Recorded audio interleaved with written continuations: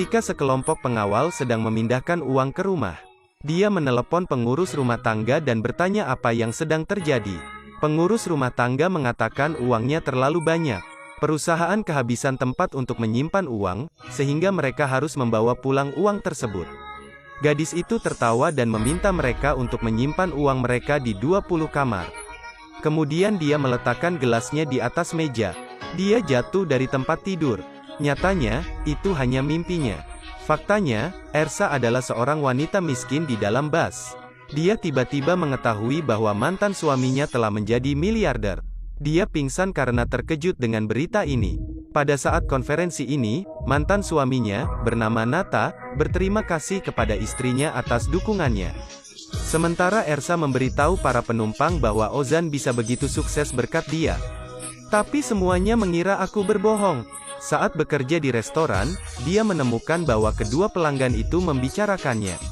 Dia sama suksesnya seperti sekarang ini karena dia menceraikan istrinya. Saya mendengar bahwa mantan istrinya menyimpan setengah dari harta miliknya. Ersa menjadi marah. Dia memukul kepala mereka dengan mesin penggesek kartu. Tak lama kemudian, dia dibawa ke kantor polisi. Pria itu mengatakan dia tiba-tiba dipukuli sementara Ersa mengatakan dia menghinanya karena dia adalah mantan istri Ozan. Mendengar ini, semua orang tertawa. Tidak ada pria yang menginginkan saya menjadi istrinya. Jika Anda benar-benar mantan istri Ozan, mintalah dia untuk datang ke sini. Ersa tidak tahu harus berkata apa karena pernikahannya telah berakhir. Saya tidak ingin dia melihat penampilannya saat ini. Saat itu, telepon Nata berdering, dia bahkan menyimpan ponsel lamanya C. Ainet kemudian memberitahu Nata apa yang telah terjadi. Tetapi Nata menjawab bahwa itu tidak ada hubungannya dengan dia. Tanpa diduga, Nata muncul ketika dia melihat siluet Ersa yang dikenalnya. Emosi dalam dirinya sangat kompleks. Ersa berbalik, dia terkejut melihatnya sebelum dia pergi. Ersa berterima kasih padanya. Tapi Ozan bilang jangan ganggu dia nanti. Hal ini membuat Ersa merasa sedang diejek, karena bukan dia yang menyebut Nata di sini. Penampilan Ozan di sini tidak diharapkan darinya. Dia mengatakan kepadanya jika dia tidak menyebarkan berita bahwa saya akan menyimpan setengah dari hartanya untuk tidak menyebabkan masalah ini. Nata menjawab, saya sudah lama melupakan Anda. Saya punya uang sekarang, kau akan mencariku. Jadi percakapan ini berakhir dengan tidak bahagia. Di masa lalu, Nata adalah orang yang miskin. Karena Nata tidak dapat menemukan investor untuk ide-ide kreatifnya. Kehidupan di rumah itu sepenuhnya berada di tangan Esra. Esra bekerja di berbagai pekerjaan untuk membayar sewa dan tagihan. Tapi Nata tidak peduli. Ketika dia duduk di sofa sebentar, dia mematikan lampu karena mereka tidak membayar tagihan tepat waktu. Menikahi pria yang tidak peduli dengan segala sesuatu di sekitarnya telah membuatnya benar-benar hancur. Meskipun demikian, Ozan mengatakan dia harus pergi untuk terus mengerjakan proyek tersebut. Ketika dia kembali ke rumah, Ersa ingin menceraikannya. Dia tidak ingin melanjutkan hidup ini. Faktanya, dia mengorbankan segalanya untuk Nata, termasuk hipotek rumah. Tapi saat ini, dia sangat marah padanya. Di sisi lain, Nata tidak bisa tidur malam itu. Keesokan harinya, dia muncul di restoran tempat Ersa bekerja. Kemudian dia meneleponnya dan mengatakan bahwa dia ingin bertemu Heras. Dia bilang dia sibuk, tapi Nata tidak keberatan. Dia memberitahu dia tentang lokasinya dan menutup telepon Ersa. Kemudian dia melakukan pembelian baru untuk menemuinya. Sekretaris membawanya ke kantor Nata. Dia segera meminta maaf padanya atas apa yang terjadi kemarin. Berpikir hubungan mereka akan menjadi lebih baik. Nata tiba-tiba memberinya kontrak dan meminta Ersa untuk menandatanganinya. Isinya Ersa akan menerima ganti rugi dengan syarat mulai hari ini keduanya tidak ada hubungannya satu sama lain. Jadi dia memberinya cek. Ini mengejutkan Ersa. Tapi Nata mengatakan menginginkan ini. Tidak, ketika saya tidak punya uang. Echas, sekarang aku punya uang. Dia muncul di depanku. Kata-kata Ozan menghancurkan hati Ersa. Namun, dia menyembunyikan kekecewaannya dan menandatangani kontrak. Kemudian dia merobek cek itu dan melemparkannya ke wajahnya. Jangan gunakan uang kotormu untuk menghinaku. Saya tidak percaya Anda menjadi orang seperti itu ketika Anda menjadi kaya. Kemudian keluar dari kantor. Sayangnya seorang wanita menumpahkan kopi panas padanya. Dia tidak menerima permintaan maaf apapun, tetapi dia juga ditegur. Tak lama kemudian, seorang pria bertanya apakah dia terluka. Heras segera kehilangan kesabarannya. Dia menangis mengatakan bahwa banyak hal yang sayangnya terjadi padanya hari ini. Pria itu menghiburnya. Dia membantunya mengatur napasnya. Itu menstabilkan emosinya. Kata-katanya membuat Ersa tertawa. Ersa menyeka air matanya, berterima kasih padanya dan pergi. Menatapnya. Sepertinya pria ini telah jatuh cinta padanya. Sekitar waktu ini Nata muncul. Faktanya, dia adalah sahabat Nata. Ketika Ersa pulang, semua orang tahu bahwa dia baru saja bertemu Nata. Kakak laki-lakinya, Ekrem ingin tahu berapa banyak uang yang diberikan Nata kepadanya. Ersa mengatakan Nata memberinya cek. Mendengar ini, Krem dengan senang hati memeriksa saku Ersa, tetapi dia tidak melihat apa-apa. Ersa mengatakan dia merobek cek di depan Nata. Krem bertanya mengapa dia melakukan ini.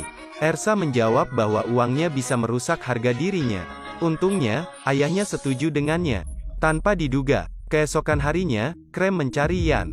Nata tahu bahwa kremasi muncul di sini demi uang. Jadi dia memberinya cek. Tak lama kemudian, Krem membawa cek itu ke kamar mandi. Dia perlahan membukanya dan sangat senang mengetahui jumlah yang tertulis di atasnya. Dalam perjalanan pulang, dia melihat seorang anak laki-laki dan memberinya uang. Tapi 1 detik kemudian, dia bertemu dengan rentenir. Dia dibawa ke pinggiran kota yang sunyi. Mereka mengancam akan menguburnya hidup-hidup jika dia tidak membayar hutangnya tanpa pilihan lain.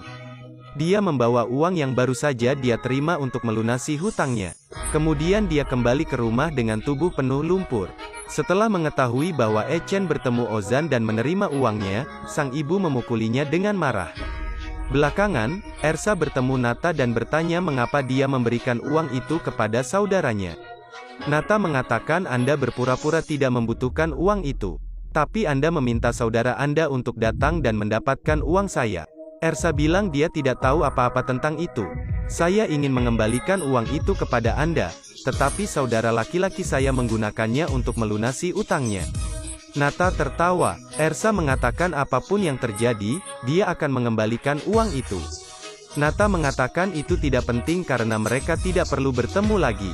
Sebelum berangkat, Ersa bertanya kepada Otan mengapa hari pencatatan perusahaan dipindahkan ke hari perceraian. Dia mengatakan bahwa dia menerima uang yang diinvestasikan hari itu. Dan dia juga mendapatkan kehidupan baru. Ersa berkata selama seluruh proses ini, saya selalu mendukung Anda, tetapi Anda tidak memberitahu saya apapun. Nata berkata dengan marah, yang saya ingat hanyalah Anda mengusir saya dari rumah. Yang membuat saya terlihat seperti tunawisma. Kamu belum pernah mencintaiku sebelumnya, jadi tidak. Hidupku. Kemudian dia pergi dalam perjalanan pulang. Ersa marah saat melihat foto Nata tersebut, namun melihat kabar perekrutan tersebut. Kemudian dia memiliki pemikiran yang berani. Dia bertemu Ainet dan menceritakan rencananya. Saya ingin bekerja di perusahaan Nata, membuatnya jatuh cinta lagi padanya dan kemudian menghancurkannya. Ainet mengira itu tidak mungkin, tapi Ersa tidak menyerah. Keesokan harinya, dia pergi ke perusahaan Ozuna untuk melamar. Ketika dia melihat kandidat muda dia merasa kurang percaya diri. Pada saat ini, Musa muncul. Kakeknya mengatur agar dia magang di perusahaan tersebut. Saat melihat Ersa, keduanya tertawa dan mengobrol gembira. Kemudian mereka diberitahu bahwa pemilik perusahaan akan berpartisipasi dalam wawancara ini. Sesaat, Ersa khawatir. Ketika Ozan muncul, dia bingung. Dia ingin pergi. Pon meneleponnya. Ketika Ersa berbalik, Nata terkejut. Ersa, ini aku. Sekretaris berkata Anda tidak ingin menciptakan peluang untuk diri sendiri. Nata menggelengkan kepalanya menyuruhnya untuk menolak. Tapi Ersa tiba-tiba berubah pikiran. Nata melihat resumenya. Ingin mengenakan hal yang sulit melihat dia pernah bekerja sebagai konsultan mode. Nata bertanya seperti apa pekerjaan ini. Bahkan, dia baru saja selesai menjual barang-barang yang ada di stoknya. Dia menjawab pertanyaan ini dan akhirnya mendapat 2 poin tambahan. Nata menanyakan produk apa yang dia jual selama menjadi manajer. Saya dulu bekerja di supermarket. Tapi Ersa dengan terampil mengubah topik pembicaraan. Para pemimpin senior terkesan dan mengapresiasi Ersa. Ketika dia pergi, Nata mengiriminya pesan teks. Ingin berbicara dengannya di taman dekat perusahaan. Di sana dia bertanya mengapa dia ingin bekerja di perusahaannya. Ersa mengatakan saya lebih memenuhi syarat untuk dipekerjakan di perusahaan daripada orang lain. Terima kasih atas dukungan saya di masa lalu. Anda mendapatkannya hari ini. Tapi Nata menyuruhnya untuk tidak membicarakan masa lalu. Ersa mengejar Nata dan berkata saya harus berlutut agar Anda setuju. Ozuna merasakan Ersa yang mengejutkan. Dia berpikir sejenak, tapi akhirnya marah. Aku pasti tidak berlutut di depanmu. Nata tahu tentang ini, jadi dia pergi meninggalkan Ersa untuk marah. Ketika Nata kembali ke kantor, dia menemukan bahwa Ersa adalah kandidat terbaik. Dia membuang laporan itu ke tempat sampah dengan tekad untuk tidak mengizinkannya masuk ke perusahaan. Saat Ersa berbicara dengan sahabatnya, dia melihat Ibu Otan. Ketika dia tidak mengerti apa yang sedang terjadi, Ainet mengatakan bahwa mereka telah pindah ke sini. Dia ingat ibu mertua ini. Saat mengambil foto pernikahan, dia bersikeras untuk berada di tengah. Selain itu, dia berkompetisi di kursi bersama menantunya. Dia berpura-pura sakit di dalam mobil untuk duduk di samping putranya. Hubungan ini membuatnya ingin menjadi gila. Memikirkannya, Ersa merasa dia baik-baik saja. Jika dia tidak tiba-tiba diganggu, mantan ibu mertuanya muncul dan bertanya apakah dia menyesal melihat mantan suaminya menjadi miliarder. Kemudian dengan sengaja, dia membual tentang emasnya di depannya meskipun demikian. Yang itu mengatakan tidak peduli berapa banyak uang yang Anda masukkan ke dalam tubuh Anda, itu tidak akan berhasil. Sarkasme itu membuat ibu mertua marah. Ketika dia kembali ke rumah, dia menelepon putranya dan mengatakan kepadanya bahwa dia telah pindah ke lingkungan lama. Mendengar hal tersebut, Nata langsung prihatin. Dia kembali ke tempat tinggalnya dan melihat Ersa di jendela. Melihat Nata, ibunda Ersa dipenuhi dengan kegembiraan. Biasanya Nata menelepon ibunya, tetapi dia menyadari bahwa itu sudah tidak pantas lagi. Ibunya, adegan ini buru-buru dinaiki di pagar. Perkelahian pecah antara dua wanita. Ersa juga menasihati kedua belah pihak, tetapi tampaknya tidak berhasil dengan baik.